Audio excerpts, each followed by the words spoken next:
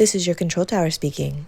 Thank you for catching this red-eye flight. Now please, sit back, relax, and enjoy some late-night conversation with your Captain Carla. Hi, I'm your Captain Carla.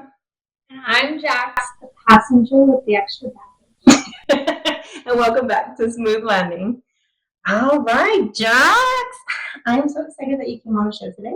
I mean, I feel like I should have been the first, knowing as long as I've known you. Oh, let's talk about that a little bit. How long have we known each other? We were trying to do the math just now. So we met in 7th grade. 7th grade. And I'm pretty sure that was 1999 to 2000. Oh my gosh, and we're in 2025, but I feel like it's been 26 years. Somehow I'm adding my name. No, I think that's right. It sounds right. But it was like almost. Oh my gosh, I have to tell you, passengers, how we met.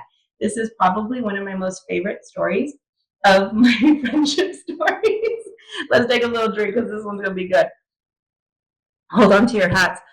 So, we're in 7th grade, and it's PE class. No names. In case he's watching. In case he's one of our passengers. So we're in 7th grade PE. I'm sitting alone because it's just intimidating, first day of school. And I'm sitting I'm sitting alone, but I was next to a gentleman. And I just see Jack coming up the stairs. And then she literally got behind and just foot to the back. And she's like, excuse me. I really didn't want him in that seat. I wanted to sit next to Carla. I actually moved to El Paso. From Cruces. And I moved with my sister and my younger brother. And I was on a mission to make friends. I fell in the category. So I saw Carla and I said, she's mine. And we have been friends ever since. Isn't that the best? 7th grade, my God, how life has changed so much since then, right? Mm-hmm. And not to mention that you're a twin. I am a twin. Yeah, so it's been like us three forever and ever. Kathy's her twin. Shout out to Kathy. Yeah, it's my little Twinkie. Ah, they're Twinkies. Who's older, you or her? Me. By 10 minutes. God almighty, I don't think I knew. Yes, I know somewhere in my file cabinet I knew it was 10 minutes, but what was your mom doing in those 10 minutes? Crying because my head was so big. I don't want to put pictures for reference, but I feel like we need to because you had a beautiful head. Yeah, and like the hot air balloon is what they call me. Oh my God, and Kathy was teeny tiny. Yeah, I think she was 4 pounds bigger. And you were? 5'2". So not that big. Not too much bigger, but still. It was all in the head, though. It was all in the brains. Beauty and brains, kids. Beauty and brains. So, and you're a twin. Okay, I have to, I am so envious of twins. Tell me what it's like growing up with a twin. What is, your guys' dynamic? I'm so intrigued. Well, first off, I think there's a difference in dynamic when you're fraternal. So we should let the other passengers know. Our passengers must know that you're fraternal twins. We are fraternal, meaning we were in 2 different sacks. So we're not identical, meaning we don't look alike. So with that, we also don't have the same thought process. I don't know. Really? I feel like I don't know. As you guys are, we're merely 25. But I feel like the older we get, the more you guys look alike. Yeah, so we've definitely pulled our genes together. But growing up, I was a blondie. She had brown hair. I was always bigger than her, and that's actually switched around. She grew taller than me, and I stayed at 5'1". Oh my God! Well, she's 5'5". Me and her are at the same size. Mm-hmm. Wow. So things switched that way, but yeah, we've definitely kind of molded into our genes, our Mauer genes, as we say. Oh, but you know what is amazing about you two? You both have strikingly green eyes. We do. Gorgeous green eyes, and then you guys can make them shake. We can make them shake. I don't think the passengers won't see it, but that's a party trick. Maybe towards the end of the credits, I'll run up to the camera. Can you please? Okay. I'm excited. Now I'm on demand. But, growing up, we were so different, and we were a divided family in the fact that there was six of us for the most part, and so we were split. And it was, with my mom, it was the older sisters and then the younger, so we were kind of together there. Oh my God, almost like the Kardashians. 100%. Oh my God, I would always Kendall think. and Kylie. Yes. Yes. Isn't that crazy? Because that's so fitting. But for the majority of our maturing ages, as we developed as children, I was always with my brother and my dad, and she was always with my stepmom and little sisters. So that's actually really true. I don't know. You know what I am having a memory of, and I remember this being in 7th grade when we first met. I remember Michelle, your sister, your oldest sister, and showing us Nelly. Yeah. We would be driving to the bowling alley listening to Nelly. 100%. He is and always will be my first crush as a superstar. It was his smile. Oh my God, he has the most beautiful smile. In fact, that's what I was thinking right now. I was thinking how he has a gorgeous smile. And I just remember being in like 7th grade. And mind you, I grew up in my household where my mom, we were in the van with like super Mexican, like crunchy music. And then I'm introduced to my girls, my twins, and I remember your mom would have us just jamming to country music. Yep. And then in the evening times with Michelle jamming to Nelly. I thought I was a hood rat. Oh my God, weren't we though? Mm-hmm.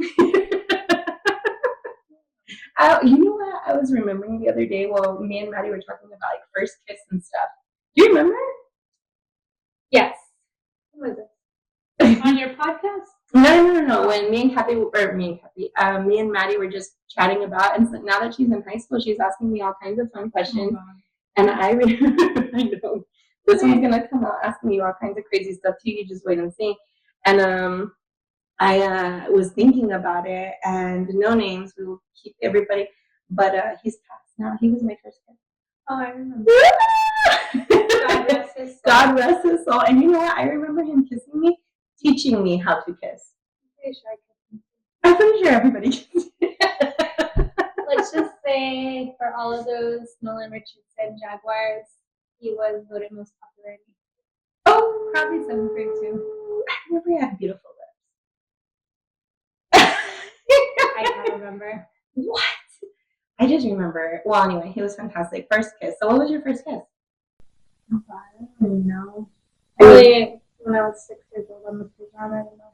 I feel like you're that cat. You're like, you know what? You lay one on me. Yeah, to go into the story of where I was with that gentleman on the bleachers. I've always been a dominant person. Oh my gosh, and even in your twinlyhood. Yeah, so I think it comes with being the firstborn.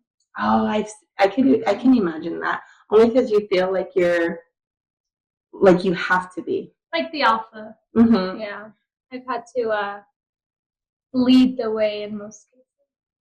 Oh, so tell me, like, what is your dynamic today with your twin? Oh, with Kathy, she's very independent and individual. Mm-hmm. She's all on her own. They kind of separated us. Want to say early on, maybe 2nd or 3rd grade. They didn't let us be together because I would always take over her need to learn, and so they didn't allow us to be together anymore. And in classes, and then she grew into her own perfect little blossom. And she was successful on her own, and the leadership of our family. I mean, I'm still pretty much, I would like to say, the leader of my family. Like, everybody comes to me. I kind of direct, where we go and what we do.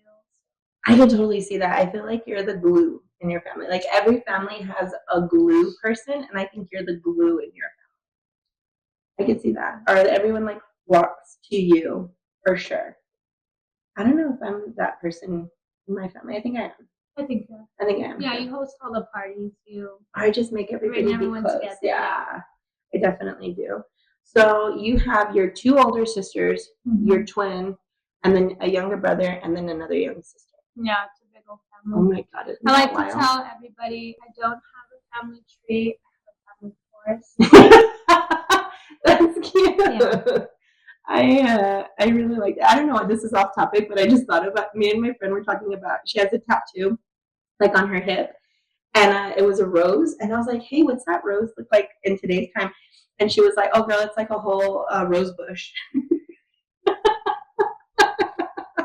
Ooh, cheers. I was like, that's funny. Okay, so fast forward. Now we're here, we're adults, we're literally friends for 100 years. What is your journey? Tell us what life has been like for you. I want to learn about you. I want the passengers to learn about you. Well, I should let you all know that I bartended for 10 years. And she was a fantastic bartender. I loved it. I went to New Mexico State to get my college degree and had the worst relationship you could ever imagine. Everybody has one of those. I think everyone needs one of those. I definitely needed it because it truly set me up in life. To know, not mostly like what I want, but more so what I didn't want. Or who you don't want to be in a relationship. Exactly. Like, I feel like when I had my awful learning relationship, I feel like when I got out of that, I learned who I didn't want to be. Mm-hmm. Like, isn't that a concept? Yeah, because then I'm like, I don't want to go into my next relationship with being so angry, so jealous, so insecure. I want to be better. Yeah. And I feel like but in turn, you expect, like, I feel like in relationships, the way that you are is counterintuitive or counteractive to how your partner is. Oh, absolutely. So like what you give is what you receive. Yeah, the anger, the jealousy, the bickering is in part because you pick a person that doesn't meet your needs.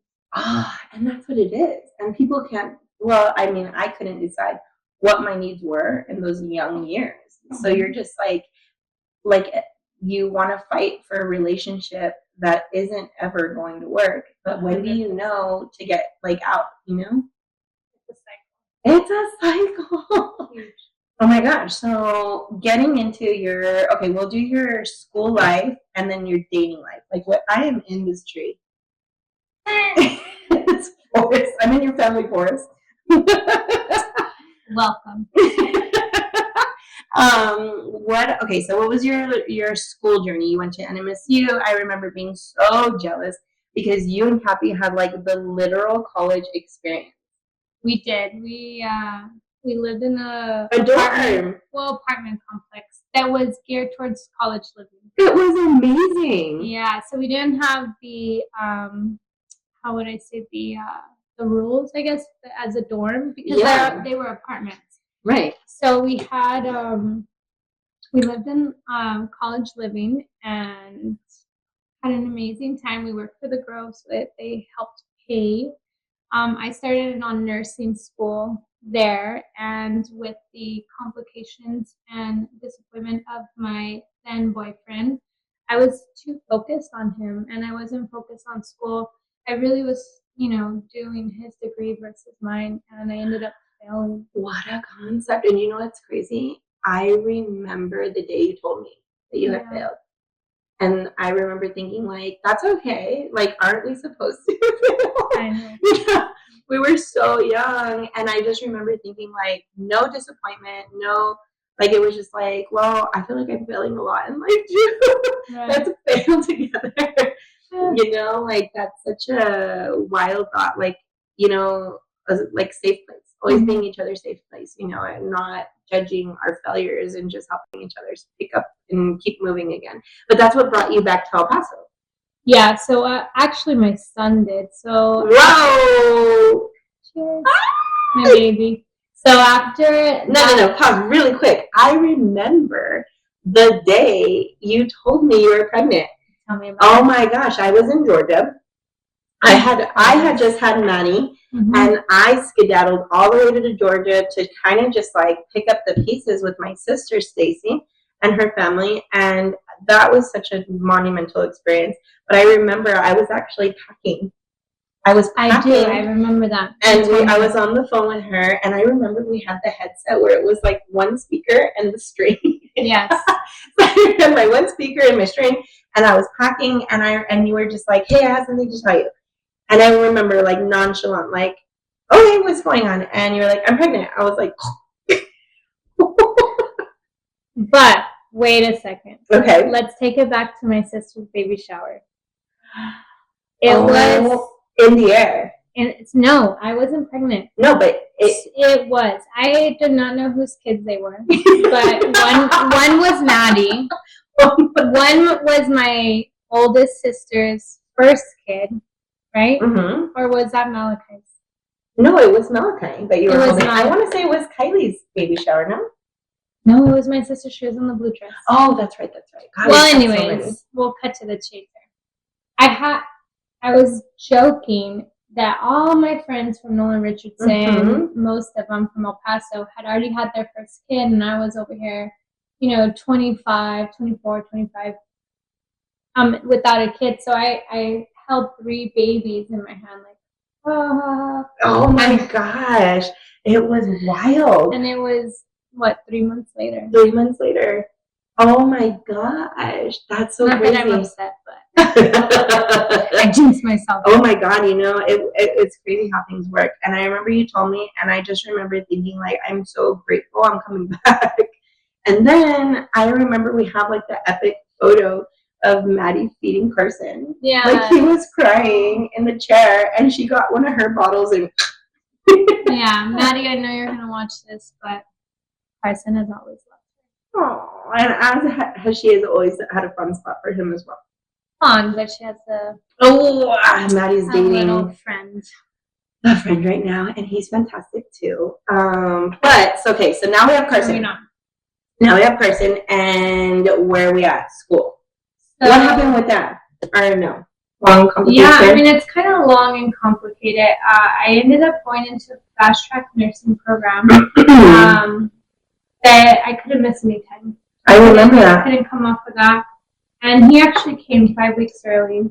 I remember that. So I almost had it planned out to the T.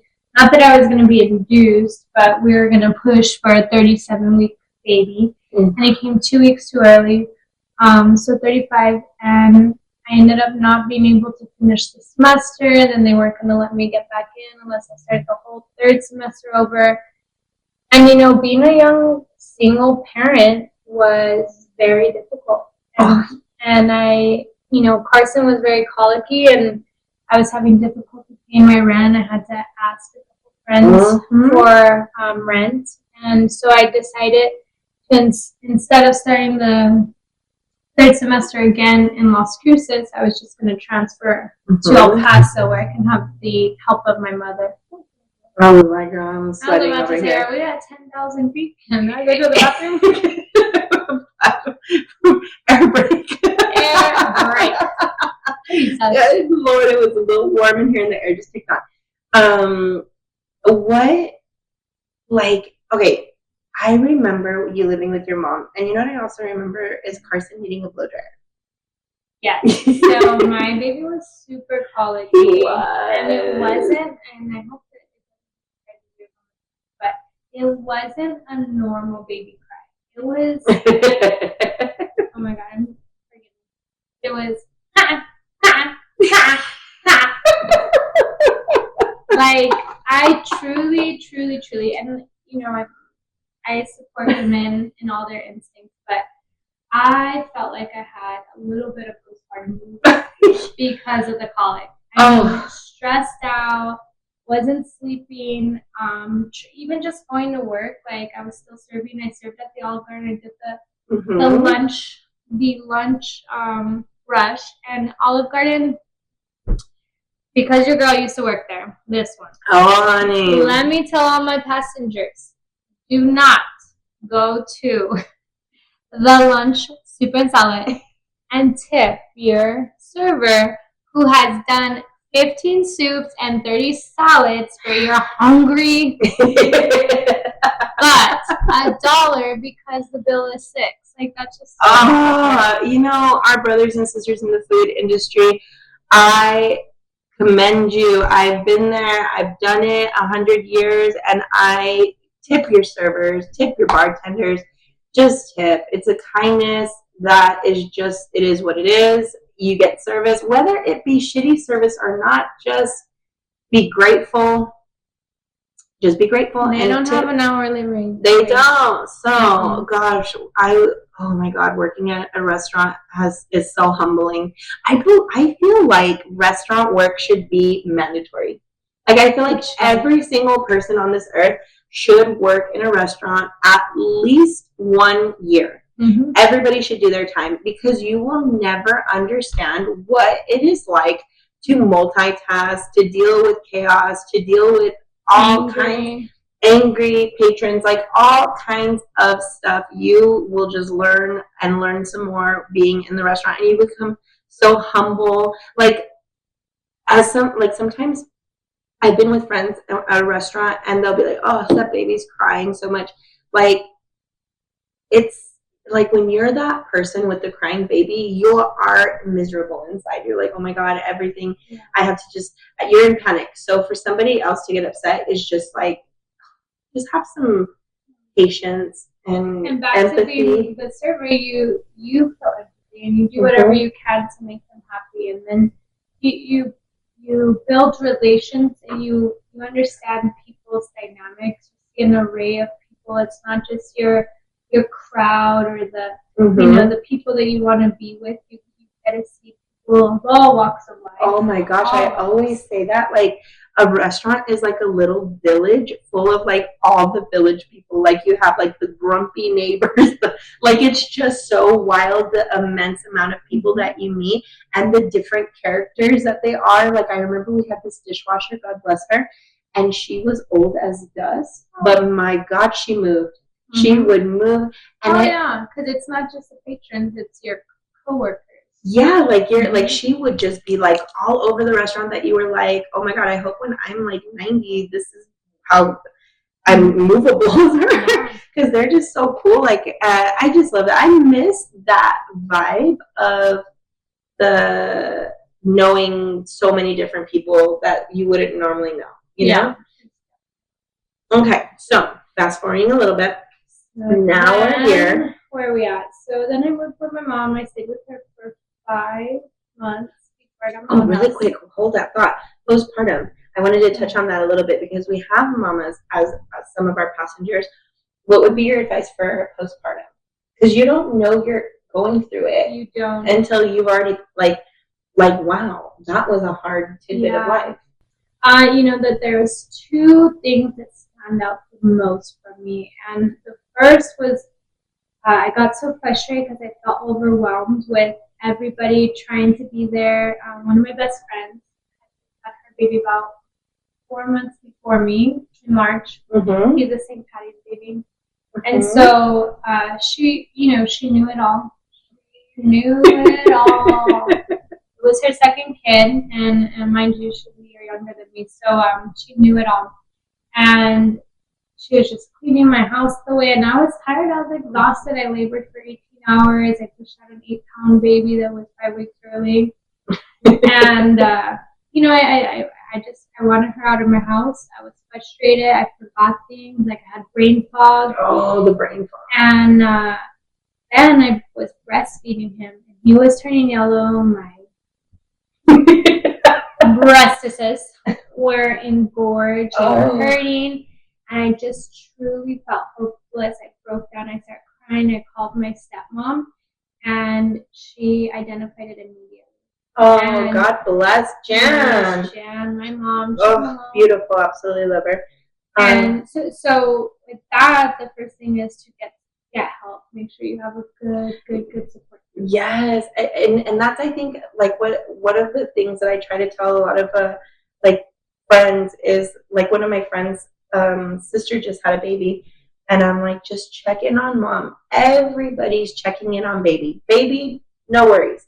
Mom needs to check in, like, how are you? And be honest with yourself. If you're having a hard day, like, you're having a hard day. We have them. You don't need to be super mom. You just need to make it through, and it's okay. And things will get easier. Right. They always get easier, but then they get hard again because they're teenagers and they suck. Oh, girl. Well, we haven't gotten there yet. The second time I realized I had postpartum is I had a dream, and he was actually like leaning on me, and like I'm telling you, I cannot take this kid off my chest. Like, I mean, I bought a Moby wrap, which shout out to moms, get Moby wrap. Oh, it's amazing. I think I transferred it to oh my god, sister, you. The movie went everywhere. Yeah, my movie went everywhere. Mm-hmm. It was fantastic.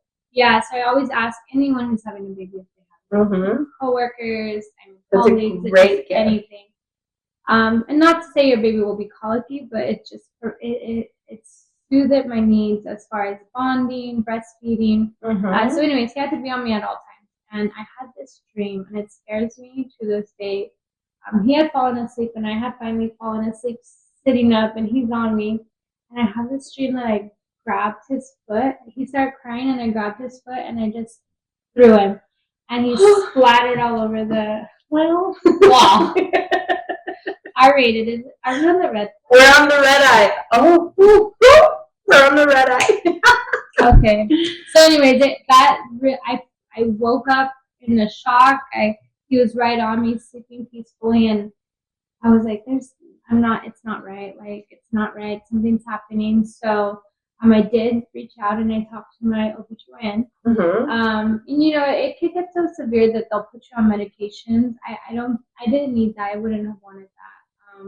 But only personally, because I'm a very strong individual, and I know I could cope. And so I reached out. I just talked to someone. I talked to the Leche group in Las Cruces. And that La Leche translation.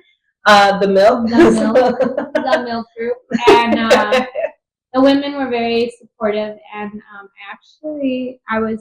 had a breakdown outside my apartment, and there was a lady across the street, and she was this little old lady, Miss Jeannie. Oh, Miss Jeannie, I remember her. Yes, out of nowhere, you guys. She said, "Hey, come over here with that baby." Some little old lady in her chair, not rocking. But God, I feel like she should have been. But she said, "Bring that baby to me, and you take a break." And Carson was probably like 4 or 5 days old at that time, and I'm like handing my child off to some stranger across the street, and just like, and you know, she ended up taking care of my baby. Every Friday night I went to work at Grabs because of Olive Garden. And my $1 tips. And they're $20 because I had to rush to go get him at the daycare, thinking they were going to kill him from his colic. Wasn't cutting my rent. So I worked one night at Grams, and this lady and her daughter. So, funny story, she had 2 daughters named Jackie and Kathy, which is another nickname. And my sister is called Kathy, but she likes to be called Catherine. She's Catherine now. Catherine. Don't forget. And but Jackie had brown hair, and Kathy had blonde hair, so it was almost opposite. Miss Jeannie, shout out. You know, and that's so crazy because you just meet these like beautiful people at random. And it takes a village. And sometimes I feel like us women don't allow help because you want to be the one doing everything, and you need to be the one. And passengers, it doesn't need to be that way. If you need to divide and conquer and let some people take some slack, there is nothing wrong with that. In fact, take pride in knowing that you have people to help you. And not only that, though, but when people offer their help, allow them to give the help that they're offering. Not, okay, I want you to watch my kid, but I want you to have this like laundry list of what he can't do, what he's just, they're in a safe place. And rewind backwards to my BFF Lee. Oh, I knew it was. Her help was very much appreciated, but it was overpowering. And again, it's just meaning, like, again, they mean well, but then at the same point, you need to know the lines. You can't, so like, for instance, like my sister Bonnie with my mom, she would be like, watch, or you can watch Noah, but he has this list of stuff. And my mom would get her feelings hurt by like, do you not trust me? Do you not, like, I raised you, like, I know what I'm doing. And it's just like, that's a line. Like, if you're trusting your mother to watch your kids, trust they're in a good place. So it's just learning. It really is. And poor Carson and Maddie, they are our learning kids. Had you had a second one, it would have been different. I know. We'll get to that in a minute, but will. Okay, absolutely. so fast forward. Fast forwarding. Then I moved here and I continued to bartend. I finished my LVN, which was that fast track program, while still going to NMSU, because what I did was I wanted to figure out how I could get the fastest bachelor's. So I did a little STAR audit. Mm-hmm. So I just needed a communication course to get a bachelor's, and then I could apply at UTEP bachelor's to BSN, which is still in the nursing. So a BSN is a bachelor's in science of nursing. Oh God, how did I not know that? That came off the back of my brain. So anyways, I had a plan and I was on a mission. You know, I was a mom, a single mom, doing it on my own. And I was in 3 schools at once because I was also at EPCC getting the courses that I needed to go through UTEP as a feeder school. And I got in the program. I graduated with my bachelor's in nursing. And I started working as a nurse. Oh my gosh. And so fast forwarding to today, you are now I'm a nurse practitioner. In the ER. And actually, I just, on March 20th, so today's the 25th, took my test 5 years ago. So it's been 5 years. I remember you taking the test yesterday. The test was during COVID. I remember. And they actually shut down the testing center the day I went to take the test, you guys. It was on the 19th. I show up an hour and a half early. My piece, like most women, is in the car. Right before you have to go somewhere, you take it in. And so I got there about an hour and a half. I had studied nonstop for 5 days. It's a huge test. You're sitting for your boards. Yeah. It's super stressful. It's like a doctor. Yeah, so I show up and then the lights are off and I'm like, oh, we're at lunch. It's 12. Whatever. I test at 1:30, 1:15. I don't know where it was. Then it's like 15 minutes before and I'm like, no one's here. I walk up. I like knock on nothing. I start calling. I call the main number and I'm like, hey, this is my testing site and nobody's here. And they're like, well, we're not aware that it's going to close down or that if they close down today, we're all going to close down after tomorrow. And I was like, no, absolutely not. Like, I have put my son, who was 7 at the time, through hell. And I'm not taking it. I don't want another practice question. I do not question. Thank you. So they were able to get me into the Zaragoza location the following day on March 20th. I remember all of this. And I was in a separate room from where the testers were. I still had cameras on me, but I'm not even kidding. I walked out with my paper. She handed me. It wouldn't print off at first, and I was like, can anything else go wrong? And they hadn't told you if you passed or not. It says it on the paper. It says it on the paper. And so they hand me the paper, and I don't see it at all initially. And I'm like, oh my God, like, I'm freaking out. I almost vomited, and then I just see pass in the second page. So I went to my car, I cried. The first person I called was my real mom, Cindy, Miss Jandrew, to Carla. And yeah, so 5 years later, I still work in the ER, and I love what I do. I love it. I remember. For the most part, but we're annoying. We have to do another announcement at work. If you have a headache, do not go to the ER. No, you guys can come. What if it's an aneurysm? Oh my God. Okay, no. If you have any kind of ailment, go to the ER. Come. You're always welcome. Do you have a fun story you can share? Is that not Yeah, a good idea? Give me a good one. What? I mean, we see everything. Ooh, yes, you see everything. What would be like I can't think of the words that I want. Like a freak accident. That you were like, oh my God. Oh, well, just recently I had an elderly man. Our little Hispanic culture likes to work hard. And he was 78 years old. Oh my gosh. And he was working in like with carpentry or something, and a piece of wood went through his eye. So he had a global rupture. Yeah, that was a freak accident. So he had blood. He was hemorrhaging out his eye. He lost the eye, but Oh my yeah. gosh. Just working. We have an intruder. We have another passenger on this plane, and his name is Carson, and he's trying desperately to be quiet over there. While still being noticed. 13 years old. Aw, he's so precious. And he looks older every single time I see you. Yes, like you look like a man, like a real man now. Yep. I know. Go to bed, Carson. It's late. Exit this red-eye flight. Get to first class and lay it back. Yeah, so fun story. Actually, no, let's go to one of my biggest traumas. I had a lady, I tell this story often. It just like, oh God, now they're all coming to me. Like, what do I do, right? Let's get to the lady. So the lady, she came in. She actually got shot here in the Northeast, off of Mackinac by her husband. This was recent? No, God, no. This is when I was nursing, not as a nurse.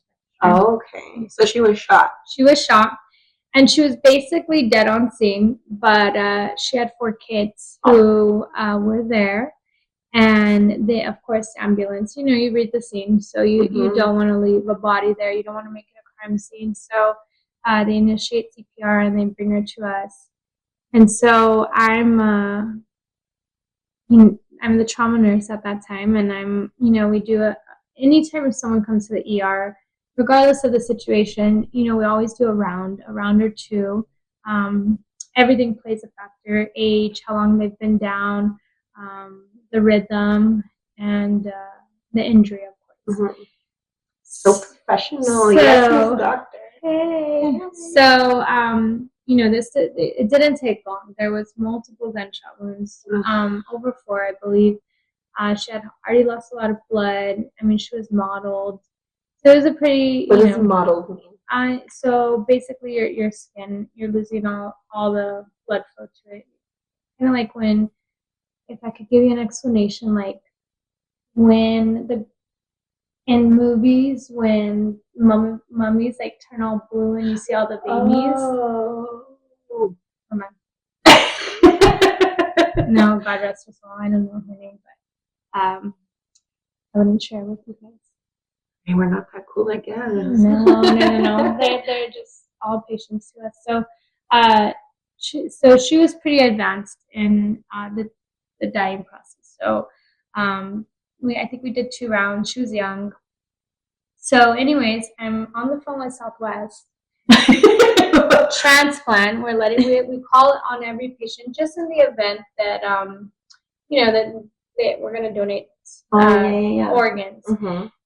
And all of a sudden, I hear like all this commotion outside, and the charge nurse, her name was Lizette, she's like, Jack, get to trauma B5, and I'm like, what? And we have speakers. It's like I don't know, walkie-talkie, whatever, and they'll say like, rescue 4 to UMC, code 3 traffic, level 1 trauma. And so normally they do that. They let us know. They tell us what's coming in. Mm-hmm. So they didn't do that, and I'm like on the phone, and I'm like, like being a little like know-it-all. And I open the curtain, and I just see an ambulance team, EMTs, running by with the stretcher, and there's a EMT doing CPR, and it's a kid. And I'm like, oh my God. So I say, I gotta go, I'll call you back. Close the curtain, leave that dead body. I go to the trauma bay, I'm running the code, writing the trauma, and it's a car accident on a 4-year-old. And so she was right there on Valverde Pisano, and they were doing a U-turn, they were going straight down, I think it's about REDEYE. They're going straight, and this avalanche just makes it U-turn illegally and just hits them. And I don't know if the kids were wearing their seatbelts, but the 7-year-old, her sister, she had a fracture to her femur. They were both found underneath the seats. The dad came to UMC with this. So the 7-year-old, the dad, and this little 4-year-old came to us. The mom had an open pelvic fracture. She went to Del Sol. And we did CPR on this little girl for 35 minutes. And she ended up passing. And her 7-year-old sister was right next to her. So it was like that. You know, that's a little traumatic. So that's what nurses do. That's so traumatic. You know, I feel like our nurses, we have like a moment for them. Like, they work 12-hour shifts, like 4 or 5 days in a row. Not that long, 3 days? 3 days, but you could stack your shifts. But that's crazy. Like, these women and men are dealing with craziness, and they're just expected to just like go back into society and just be normal. Like, I feel like, I don't know what the solution is, but there's a solution somewhere. Yeah, you know, people always ask me, like, especially working in the ER, like, we see it all. You know, we see psych, we see suicide. I mean, I've seen, I actually got reached out to by our surgeon, our lead surgeon, Dr. Tyrock. Not me personally, but he reached out to our director. At the time, his name was Eric Johansson. To see if I was okay, because in 1 year I had 11 pediatric deaths. And I was always trauma, charge. And so he was like, hey, you know, I think we need to do debriefing. And so, like, people ask me and they'll say, like, oh, like, how do you deal with it? I mean, COVID was a huge war zone in its own right. And I just don't bring it home. I know that we truly do all that we can do to. I believe that. Regardless of, you know, that when you have death in your family, you have a hurt and a want. I mean, there's this thing called oh my God. Sorry, I'm drinking. Cubular. Oh my God. Don't quote me, you little medics out there. Nurses. It was great. Please. The stages of grief, basically there's 7, okay? And so you go through all these stages, and you know, you go through denial, you go through bargaining, you go through anger, depression. So we all learn, everybody learns about this. And so there's always a family member, and you'll see it in your fit fam, where there's always someone to blame. And it's a stage. And they'll say, oh, they didn't do enough, they didn't. And I get, you know, that there's always going to be that moment of poor service, like you get in the restaurant, or the feeling that your needs weren't met. But from a nursing standpoint, a healthcare standpoint, there's just too many pots in the hands for the entire team. Hands in the pot. Girl. FAA regulations. Just kidding. We're landing. I'm just kidding. So there's just for the entire team not to care, you know? Yeah. And I'm not going to say it doesn't happen. It does. But for the most part, like, people genuinely, whether you had a crappy nurse or crappy doctor, that too. Whether you had a crappy doctor or a crappy nurse or just a bad experience, you know, that there are people who are caring. Oh, absolutely. And so, you know, we do all that we can do to be able to save the patients, and then it doesn't happen. It just goes. God is good, and He will take you when He wants to. No matter which way, up or down. You know, I have a story I want to share with you about an interesting death. Okay. So I worked at Applebee's. we worked at Applebee's too, but not together.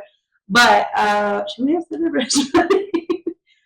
We worked at a restaurant. All right. You already said it. Okay. We've been drinking. Okay. Okay. So what keeps popping up? Okay, so at this restaurant, they said, hey, anybody who wants to get paid like an amount, we'll give you extra if you come and clean all these like knickknacks on the wall. So me and my friend were like, F yeah, let's do it. Let's go and clean some knickknacks and get some lunch money. So we're there, and the restaurant had just opened. It was like maybe 11:30, maybe 12. And we're just like dusting all these random stuff all over the walls. And there's a table at the, like, a people sitting in the booth. It was a grandmother, I'm assuming her daughter, and then like the kids. So do you remember this story? No. Oh my God. Oh my gosh. So they had got their food and everything, and we're just dusting, and me and my friend are talking. And then you just hear, Grandma, Grandma. Okay, passengers. Grandma was like this, like, and I was like, oh Mama. So my friend was like, is she okay? And they're like, call 911. But it was hilarious that the mom was like, box up all my food. I want to take all my food. Like, that was the concern. Like, grandma's fine, box all this food. So I'm like panicking, like boxing all their food, putting them in bags, trying to like give them like their food so they can. Wait, is grandma breathing? Okay, so 911 was called. They came so fast. Like, literally, I'm boxing. Shout out to EMTs, awesome, awesome job. So when they walk in, I'm talking with my friend. They're bringing a stretcher in, and I see that I know one of the EMTs. And I'm like, hey, it's your sister's baby shower this weekend. Like, and he's in the middle of working. And they're like putting grandma on the stretcher. And the food of the baby shower. I mean, we're all at fault here, right? So like the EMT's like doing what they need to do. They're putting her on the stretcher. They're wheeling her out, and I'm like following behind, like, hey, I'm gonna see you, right? So fast forward, we go to the baby shower, and I see my friend, and I'm like, oh hey, and he was like, dude, grandma had passed in the restaurant. She was gone when we got there. I thought you were about to tell me her blood sugar was low, and they gave her a little. Oh my God. Grandma was gone. I was like, he was, because he was like, she was dead on scene. But I guess, like, I don't know what the protocol is, but I guess, like, courtesy, they make it, you know, like they're resuscitating, or maybe they are. I have no idea how that works. But I was like, oh, so she was gone, and we were boxing up their food. Bye, grandma. Bye, grandma. Lord. Isn't that crazy? Yeah. I think about that sometimes. I love grandma. I know. Too many stories. Like I know. Okay, so fast forwarding, because now we're going to be talking for hours. Tell us what your love life is today, because it's super exciting.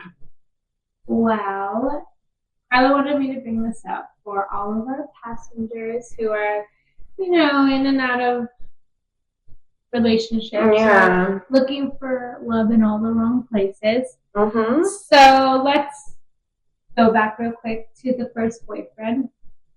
He kind of set me up, like I said, to be able to determine what I didn't want in life. And so we won't say that I didn't date, I didn't try. I mean, I did almost everything. I went on dates, I had boyfriends. Oh my God, I remember one of the like monumental things that you told me one time. Because I was like, maybe you should just try dating like a different style of man. Like, try something that you've never tried. And you were like, I dated everybody. Bald, fat, skinny. Black, Mexican, Chinese. I mean, I really, like, I don't know. That was a good one. I don't think I've ever dated. I've dated probably one tall, good looking, you know, like someone that they would say like, oh, he's a Ken Barbie, whatever. Like, I've never been really into it. People will be like, oh, Jax, like, you're so pretty, it doesn't matter. It does not matter, because without the makeup and the extra hair, your girl looks like Schmeagol. No. But I dated it all. Looks was not. I'm very old school, and I really don't believe in the feminist movement. I mean, needless to say, I'm a very independent, straightforward go-getter. But I've always just truly cared about how a man treats you. I would totally go back to being a stay-at-home mom. Like, can we have those times back? 100%. I would be a stay-at-home mom easily. I mean, and I do well for myself, and I would just wish that I didn't have to. and not to say, not to say like in this day and age, and what we've kind of created is a woman could do it all themselves, and then the ones that want to stay home, those are like, oh, you just go bigger. It's not to say that like if my in a relationship it takes two to tango, and if my man needed help or if we were making ends meet, I'd be there. But I truly feel like a woman's place as a nurturer, as a mother, needs to be in the home. I love that. So, I really do feel like that is our happiest place. Like when we have to, because we never neglect the home. Like we may give work whatever and your whatever, but we always give the home attention. So it's like, as always. So it's like, gosh, if that could only be our like focus. But so, where are we at today? What? So I dated everyone on the sun, and I didn't. I gave it a shot at 36 years old. I did give it a shot with my last boyfriend. I always tell people I want a boyfriend where I'm Facebook official. Mind you, I haven't had a Facebook yet. Since the 90s, Jesus. Forever. Yeah.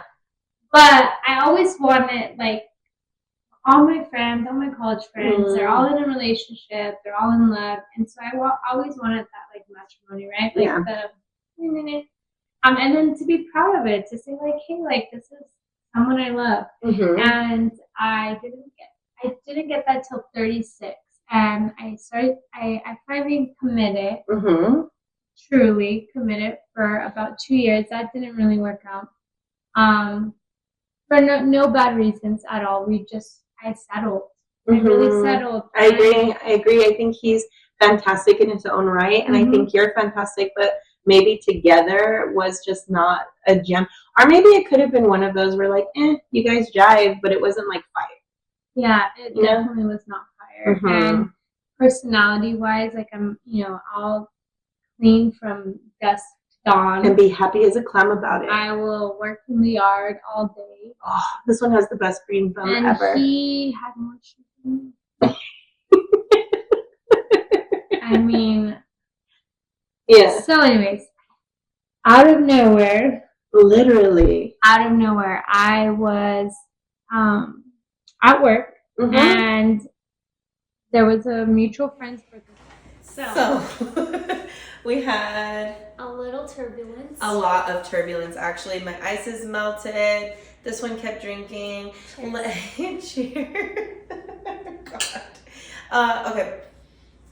A topic really quick outside of what we're chatting about. Recording a podcast is hard. Very hard. Like mics, cameras, there's always some kind of issue. I'm pretty sure these mics are doing something crazy, but we're going to try and make it work. Ready, set. Where were we? So we were talking about how I finally, at 38 years old, found my true love. Oh, and he's fabulous. And we got to the point where I met him randomly at a birthday party. We'll make the story a little bit short, but I was invited. I walked up. He introduced himself. I actually knew his brother from 6 years ago, bartending.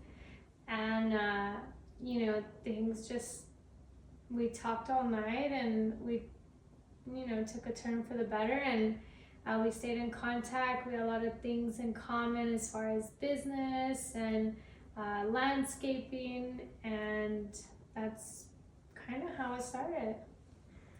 I love it. I just remember it was so genuine.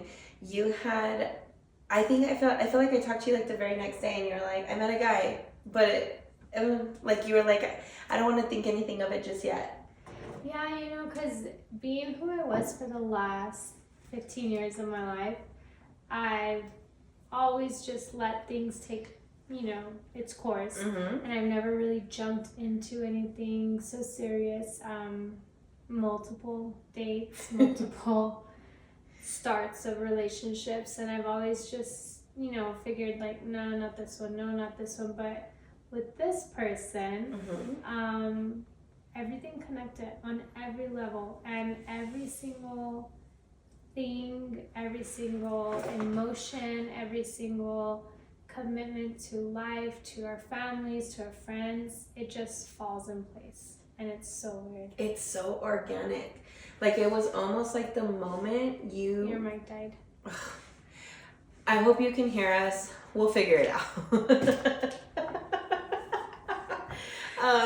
I feel like it was so organic. Like, the moment you're not looking at all, like, whatsoever, is the moment it, like, happens. And how cliche that sounds, you know? Yeah. Like, it's... My mic died.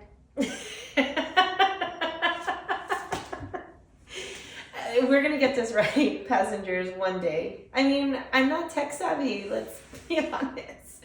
It'll happen. Yeah. You can still hear us, we'll talk louder. So you guys are literally jiving, like, and you're just living life together now. Yeah, so we've been together a year, and it feels like 10 years. I don't really necessarily want to say, like, I didn't believe in a soulmate, but this guy is truly, truly my soulmate. I believe that. I believe in soulmates. You don't believe in soulmates?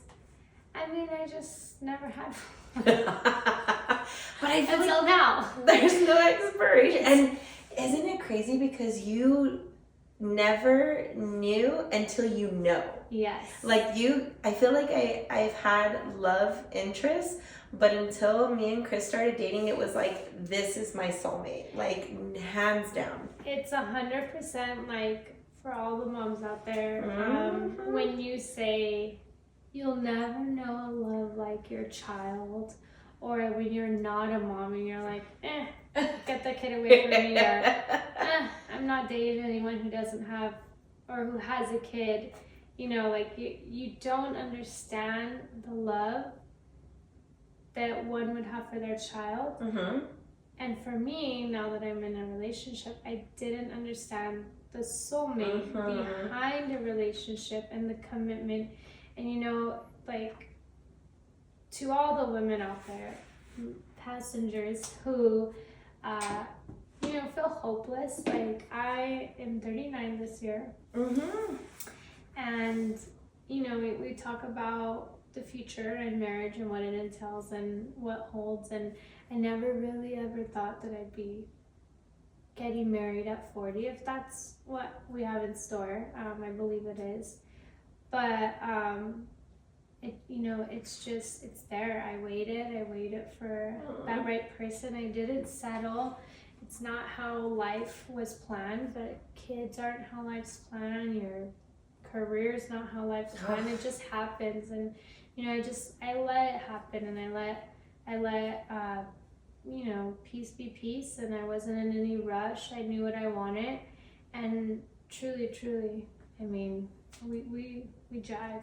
You guys jive, and you know what I love the most is, like, him and Chris jive. Me and him jive. Like, it's so easy to just be with you guys and not feel like, ugh, we have to go see Jackie, but, like, he's so easy. Yeah. I love that he's so knowledgeable. He's so funny. Like, he's just cool. He's a really cool guy. Cool guy. And my mom is Chandru. We've talked about her a couple times. You know, she is the most opinionated person, and I brought him around her within a month of meeting, which was kind of crazy. I met him quick. Yeah, I met him first. Yeah, the same night was the same, because we went out that night, but it was like within a month's time. And, like, I mean, I've dated multiple people, and my mom's never met anybody just because of how opinionated she is. And I just knew, and even my dad, like, we met, it was probably a week or two later that he met my dad, and 5 months later we're in a family reunion in a house in Maine, and with my other part of the group, and it just, I mean, it just works. And I think it's so amazing when your family, like, mesh without feeling forceful. Like, can you guys please try? Like, it's just so organic. I think everybody took to him so easy. It's the same. It reminds me of Chris. Like, I was scared to bring him around my family because God knows we're a damn circus show. And I was like, oh, you signed up for this. You got him. And when he met everybody, it was just easy. It's almost like everyone behaved. And normally they don't. You know? My family included, no. Yeah, my gentleman can, he can make the meanest person smile. Oh, I believe that. I believe that. And he's just a good soul. He's a very caring, very, committed, and just everything that I like to do in life. Like, he likes to work out in the yard. He likes everything meticulous. Like, the way I clean is the way he cleans. The way, it's already been a year, and I still feel like I'm in my honeymoon. Like, we laugh, we can't. I was gonna say the same with like Chris. Like, me and Chris have been together almost 13 years, and sometimes I feel like he's gonna get crazy. Like, this can't be him, like, I feel like you're gonna be the same way with him. It's like, he's gonna drop the nice guy act 20 years from now, and it's like, well, like, you think, and no, that's who he is. He's genuinely a good person. I'm so happy for you. You deserve it. My God, we've seen each other's roads in life, and you, like, when you're just cheering your friend on for so long, you're like, man, I just want the best for you, and I believe this is a really good fit. Yeah. I'm so happy for you. I'm super happy. So if we were to do like a word of advice to our passengers, one would be to never give up. Never give up. I've worked super hard. I know everyone out there can do the same to get to where you're at. Love your children like the nurturers you are. Become a server. I'm just kidding. But serving, put your kids in that life lesson, because it definitely set me up as a nurse. And don't give up on life. Don't give up on relationships. Don't give up on your children. Don't give up on your family. Through heights and lows, that's all you have. And when you learn to love the quality of life versus the quantity of life, and in essence, quantity could be money, it could be materialistic things, it could be your own personal want. When you learn to set all that stuff aside and realize truly what is the quality of life, what is important, you find out that you're a lot happier. I agree, and like almost like health over wealth. And like, there's no timeline. Like, there's no, you have to be married at this point and have to have kids at this point. Like, everyone's timeline is different. Yes. And I feel like sometimes I talk to some people and they have like such a pressure on, like, I'm 38, I should be here, and it's like, no, just take a step back and be proud of where you are, what you've done. And that's always so good to just like take it in, because we're not, no one's judging you harder than how you're judging yourself. And believe me, no one cares. Yeah. No, 100%. And we will share, because my sister has shared on Facebook, but she's pregnant right now. Congratulations, Kathy. Yay! And look at, she'll be 2 months shy of 39 with her first child, and my baby will be 14 years old when her daughter is born. And so there's just a different path for everyone in life, and you just commit to what your path and how you can do to get better, and just be happy in life. Keep going for the goals and reach for the stars. And so cliche. It is cliche, but I feel like we've reached the point in life where like cliches are just, they make sense. It's reality. How many times have we told our children, why are you listening to that? And you go back to listen to what Nelly had to say in country grammar, and you're wondering. Oh God, flashbacks. I love it all. And we're gonna introduce in-flight entertainment to Red Eye. So I want to ask Jackie a couple fun questions just so we can have a silly send-off. Okay. Mm-hmm. If you can get on a plane right now, no questions asked, where would you go? Anywhere in the world. I would No. go to Thailand. Ooh, why Mhm. Thailand? Because for one, the different culture, Ooh, I it's want to beautiful. experience that. I want to. I mean, the oceans, the blue beaches are beautiful, and then just the food. I mean, I feel like you can't go wrong there. I feel like everything, like, it looks like such an inviting, like the people are inviting, the food is good, 100%. Yeah. I would love to go to Thailand. I feel like if I can get on a plane and go anywhere right now, I feel like I would really want to do like Spain. I don't know. I've always wanted to go to Italy. We have plans to do I that. know. We go to Italy this summer.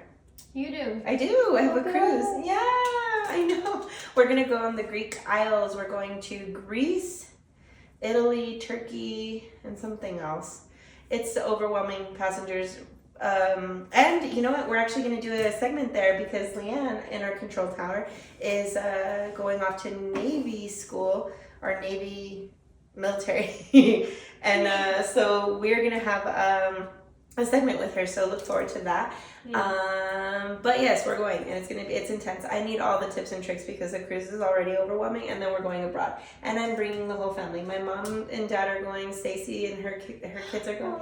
Girl, we're going with everybody. We're all bringing it out there, and so it's going to be amazing. Okay, so I asked you where you would go. How do you do on long plane flights? Like, what's been your longest plane flight? I mean, I've gone to Paris, so that was 16 hours. But it was an off season, so I got my own row to myself, so I just slept the whole time. No way. Mm-hmm. Passengers, we got this passenger princess over here. But lately, and you know, I don't know if it's anything of bad luck, but you know, we've been having a lot of troubles with layovers. Ugh. So the worst is getting laid over. So I try and fly direct. But it's first hard. class. We live in El Paso, Texas, and direct first class passengers. In case you missed that little tidbit there, our girls Did live I tell you in, my romantic story? amongst other things, right? My longest flight was 18 hours Oh no. to Dubai. Mhm. Oh my gosh, it was so long. We had a small layover. We flew from here to LA, but I think it was like a jump and a skip to get on the plane. There is no yawning on this plane. Put it back. Put it back. And we were, but you know what? Again, I went with my mom, my aunt, my sister. So it was a long flight, but they let you take laps sometimes. And when I was taking a lap, I would like stop and chat with my family. So it wasn't so bad. But I have a funny story about that. Me and Chris were wearing tracksuits. I know, we're so Run DMC over here. So we were wearing our full tracksuit, and the guy, we had a third passenger with us, and he was in a tracksuit too. Oh wow. I know, and you know what? He was the best row partner because he asked to sit next to the window, and I was like a little herfrummed about it because I was like, but then I was like, you know what? I should probably be on the aisle if I have to pee every 10 seconds. So wait. Girl, he passed out the whole time. He literally slept 18 hours. What's your favorite seat on the plane? You know what? It depends. I don't mind if I'm in the middle, if I know both people. Mm-hmm. I don't mind it. I prefer to be on the window. Me too. I like that. I like to like lean on the window. Hey, what would you, okay, so next question.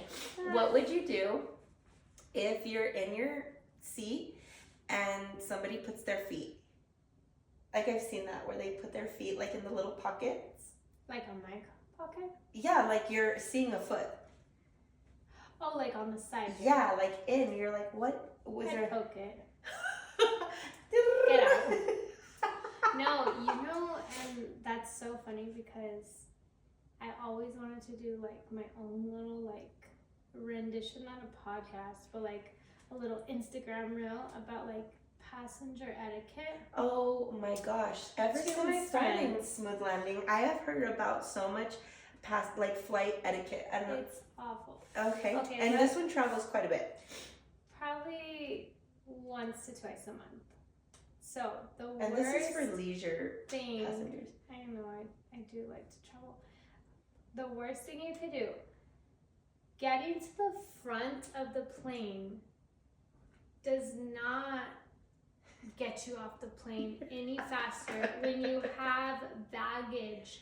And what I mean about that is, do not want to sit in the front seat, but come in C group. And then have Shout out to C group. no baggage in the front. Mm-hmm. Walk and put your baggage in the back just to walk up front. And I'll tell you why. Okay. Because then I have to wait for your ass to get a hold of every single person that's jumped up Because they do it. because they can't wait or they don't want to sit down anymore, to say, oh, my bag is there. No, back more. Oh, back more. Yeah, that gold one. Mind you, we could be flowing, right? We could already be already getting off, and your bag is being maneuvered up to the front. Don't do it. Like, if you're carrying on bags, Mm-hmm. go with your bag. Now, you can always, if you get on first, put it in the first, go sit in the back, and when you walk up, grab it. You take baggage place from people who have to sit in the front, but don't do the opposite. If there's no room in the front, go to a place where there is room. I just think that the etiquette purely is where you sit is where your bag goes. It is what it is. And that's However, simply put, you know, and my dad is a grumpier old man, and he knows he is, and we all love him. Grumpy as So we all love him for it. And he had sat down on his plane. He was sitting so happy, and some aggressive flyer opened up the overhead compartment so fast, someone's cane fell out and hit him on the head. Done. He was done. He was ready to explode. It was a ticking time bomb. Good luck to you. Mr. Krzyzewski is lit. Mr. Krzyzewski will have some words. I literally was shook when he told me this story. I was like, oh my gosh. Okay, that was a good one. Yeah. Okay. Okay, this is terrible, but I have to bring it up. Potty on the plane. I experienced someone having a moment, an episode, and they went potty on the plane, and it was not regular potty, it was number 2 potty. Mm-hmm. Whole plane stunk. Would you address it? I would feel like, I was like, I'm dying in here. Flight etiquette. If you have to go, you have to go. Flight etiquette. Think of all the hoes on Ozempic. Does it make you poop? 100%. And you can't hold it. If you had a protein shake before, you can't hold it. You drink that black coffee, you can't hold it. However, flush. There is such thing as a courtesy flush. Courtesy flush is 100%. Gosh, the plane is like such a, I feel like, remember when it was back in the day when getting on the plane was like such an experience, like people were well dressed, Yes. like everybody was just like, it was a moment. And now I feel like the plane is just another Walmart in some cases, where it's just, and I love Walmart. I am here for it, but you see some circus shows at the damn Walmart, and I'm can we just try a little bit harder? Yes. In society, I feel we like need to bring back respect. Hey, we were 100%. talking about this at my son's in basketball. I think I've mentioned it. And we were talking about home bullying and how your siblings bullying you makes you a better person. Well, we will invite my siblings. Yeah, she To has the so next many, one. you know, when we Because I was the biggest bullier, as we've discussed in the past. know she was. Yeah. That made me who I was Yeah. fighting. But I think that's it. I feel like home bullying, like between siblings, like no one's gonna humble you better than your sister telling you or your brother that you think you're looking great, and then they're like, your hair looks like you just came out of a trash can. Oh, 100%. Or understanding space, sharing everything, you know, literally everything. Like me and my sister were bunkmates for like close to 18 years. I know. I'm like, no thing. Was it Stacy? Yeah, me and Stacey were bunkmates forever. We had bunk beds and everything, and you just really learn how to like respect someone's space in the smallest of spaces. And I really think that we need to go back to that. A lot of our kids are just like, they have so much, and they, you know. I would know. Carson is a single.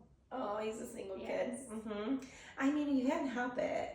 I mean, it is what it is, and you give them what you can because you can, but it just in life is hard. Like the single kids struggle, in my opinion, with like the spaces and stuff. Oh yeah, we're trying to what's that? Camera audio. We can learn technically about the camera right now. Oh wow. Well, thanks for joining our flight, passengers. We need to figure out what's going on. We need to see what's going on with the camera. We'll see you next time. Bye, guys.